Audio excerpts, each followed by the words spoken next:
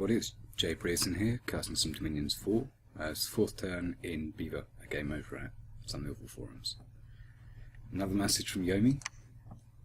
Yet more about Ted Cruz, calling you from inside the house. Very scary stuff. Right, Conjuration's completed. That means we've got the answers to Ghost. I've already moved the research over to Enchantment. As battling Valador, as predicted. Mace Men smashed all the stuff in here. Very easy for them.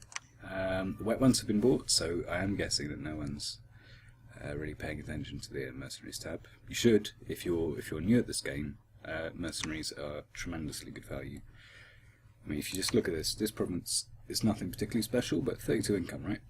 So that will just keep on happening. I don't have to buy them again, I probably will, but after about 6 turns, this province alone will have completely paid off the cost of hiring these mercenaries. So yeah, go for it. And I mean, I would never have an air mage rather if I didn't have Obscuro. So you have to look at all this stuff. Anyway, they are moving into this province. The Pale One soldiers that he has are remarkably horrible. They have very low attack and defense. Even with a point of experience, they have less attack skill than your very standard independent light infantry. They are almost uniquely bad fighters.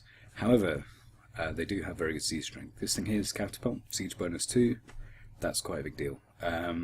Your siege strength is made up by your strength squared over 10.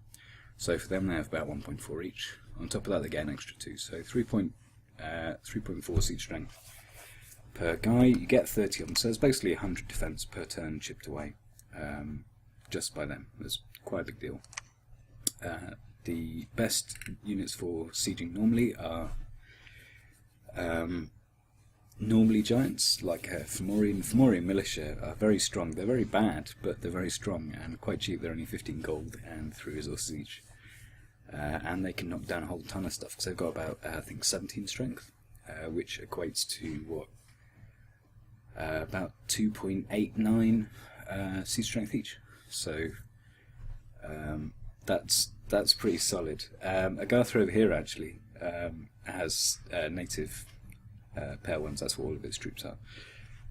So they're pretty easy to kill on the battlefield. But as I said, if you let them get anywhere near one of your forts, that fort is going down, no question.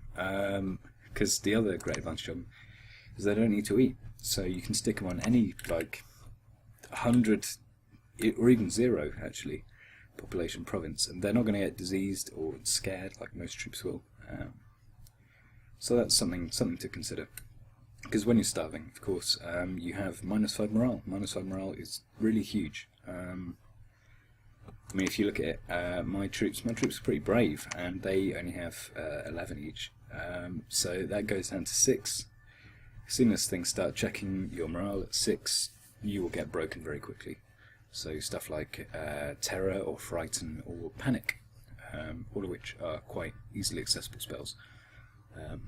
That are usually perhaps a little unused. A lot of people kind of try and focus on the more direct damaging spells, but if you can just make people rout, well, then that's nearly as good as killing them, because whatever's left is going to be a much easier target. Anyway, all that aside, as you can see, I've already done most of this turn.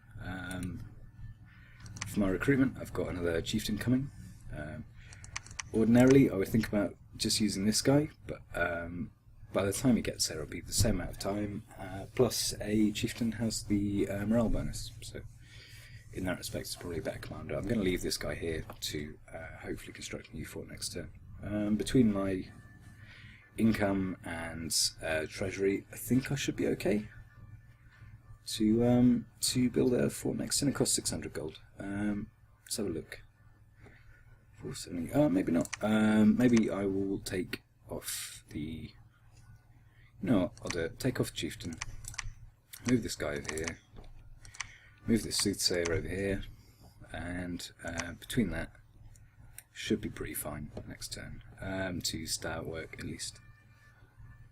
And normal recruitment is some Sauromatia Amazons and Sauromatia Archers. Archers I'll probably combine with the Androphags now that I know that at least one of my neighbours isn't Helheim or Vanheim.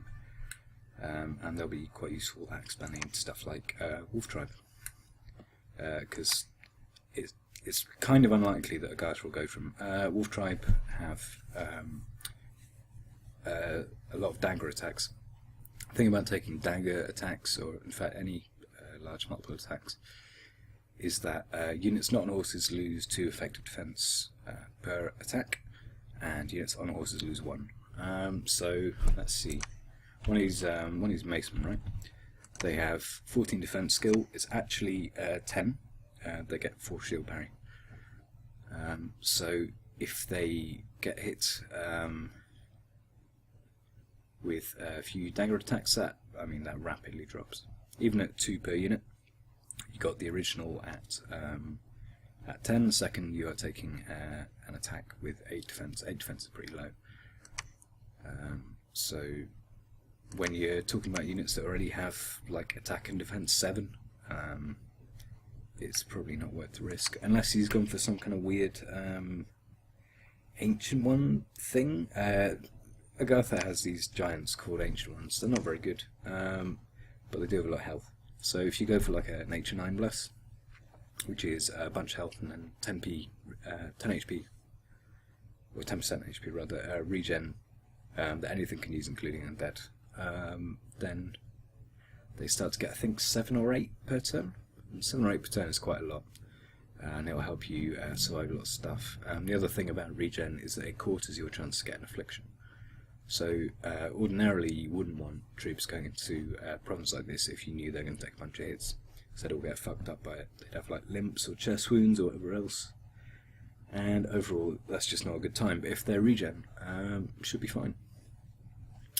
Although it's not the same as recuperation, it's called, which actually means you can heal from affliction. Stuff like the Earth Snake Pretender has it, and Pan's units all have it as well. So, already talked a little bit about the orders. These guys going here, there probably aren't that many archers. Hopefully they'll manage to fight through the heavy infantry and militia. I don't really have very much faith in these guys, but we'll see how they do. I would maybe send them into this place if I wasn't really going to be there. Turn after this one. Prophet, who's going into here, his new orders are just full banishment and then spells. I don't see any particularly compelling reason to use Sermon Courage.